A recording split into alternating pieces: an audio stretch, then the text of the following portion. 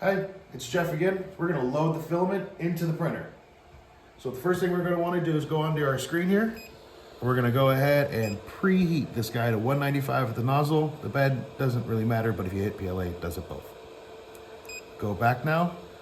When this hits 195, we're going to feed the filament in. But while we're waiting, let's get this ready. So I like to straighten out the edge just a little bit. So Jeff, it looks like you went ahead already. So you mounted the filament and then you ran it through Yes, right here. This guy is the filament runout sensor. So if you run out of filament, it tells the machine to stop.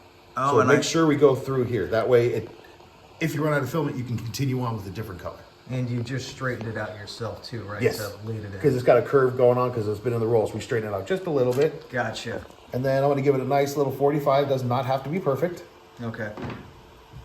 And let's check again at the temperature. We are 193. All right, we're ready to roll. So we're going to go ahead and put it in this top hole here. And from here, we're just going to start spinning this gear.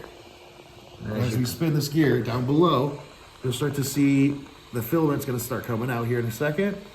There it is. We now have filament in the head and we are ready to print.